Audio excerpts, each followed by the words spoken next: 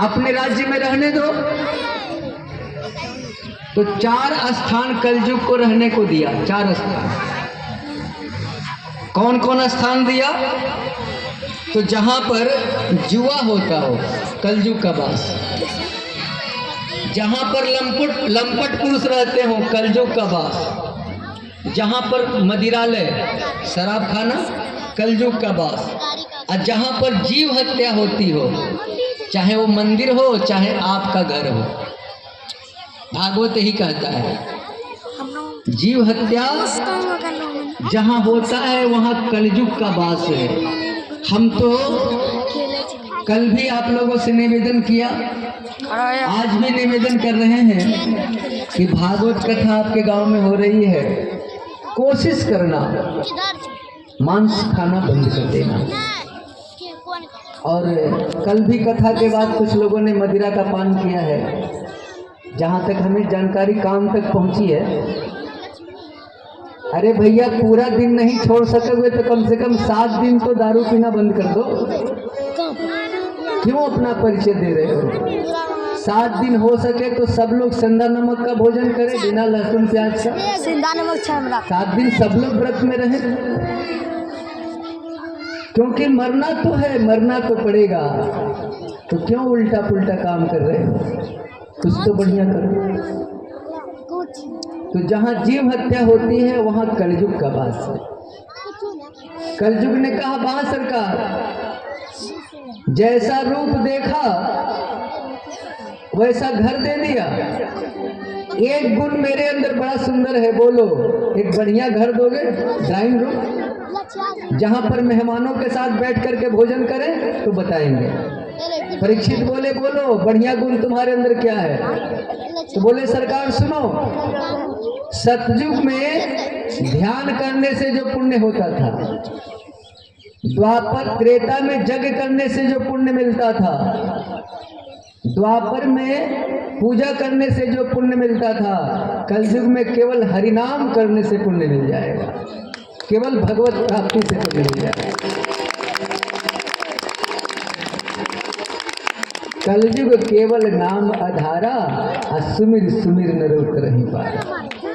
कलयुग केवल हरिगुण गाहा, गावहि नर पावहि भवथा। आज तो वही हो रहा है। अब कथा का भागवत का अंतिम श्लोक क्या है? आखिरी श्लोक इसी का समर्थन करता है।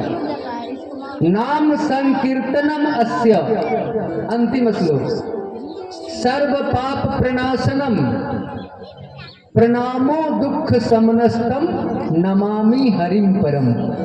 अर्थ जानो, नाम संकीर्तनम अस्य सर्व पाप प्रणाशनम। भगवान के नाम का गुणगान करोगे तो कलयुग में सारे पाप खत्म हो जाएंगे। भागवत का आखिरी श्लोक, प्रणामो दुख समनस्तम।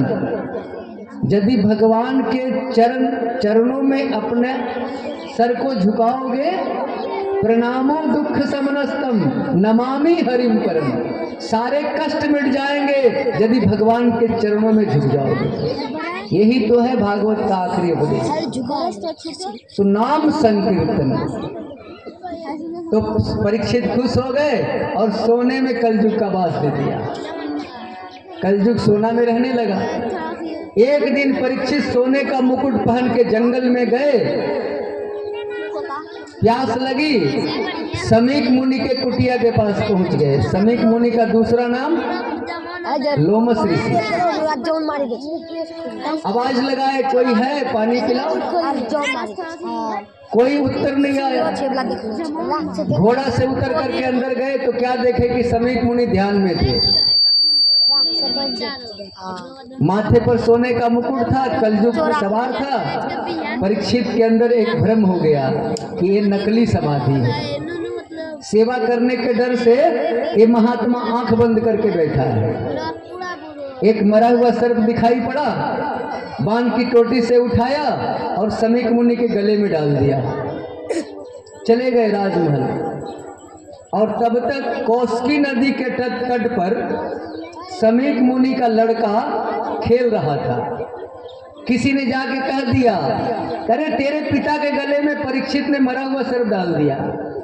ऋषि कुमार की आंखें अंगारे बरसाने लगी और भयंकर श्राप दे दिया। जल में प्रविष्ट हुआ, हाथ में जल लिया और श्राप दे दिया कि राजा तू इतना अहंकारी हो गया, तेरे पूर्वज हम ऋषियों के चरणों की धूल माथे पर लगाते हैं और तू मेरे पिता का अपमान कर दिया। जा, मैं तुझे श्राप देता हूं कि 7वें दिन तुझे तक्षक डसेगा और तेरी मौत हो जाएगी। श्राप तो मिल गया और आके अपने पिता के गोद में बैठ करके रोने लगा। समाधि खुल गई। बच्चों ने बता दिया, अरे गुरुजी तेरा लड़का परीक्षित को श्राप दे दिया। अब तो समीक मुनि रोने लगे, बेटा तूने क्या कर दिया, एक धर्मात्मा राजा को 7वें दिन मरने का श्राप दे दिया। अरे बेटा, इस भारत वर्ष को अब धर्मात्मा राजा नहीं मिलेगा, इसके बाद जितने राजा होंगे सब धर्मनिरपेक्ष राजा होंगे, सब सनातन पर कुठाराघात करने वाले राजा होंगे।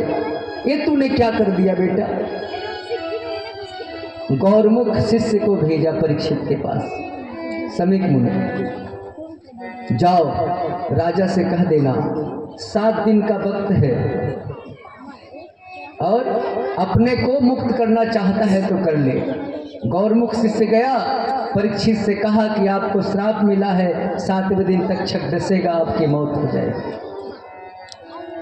परीक्षित उसी समय रोने लगे, आंखों में आंसू आ गया। कितना कृपालु है और ऋषि को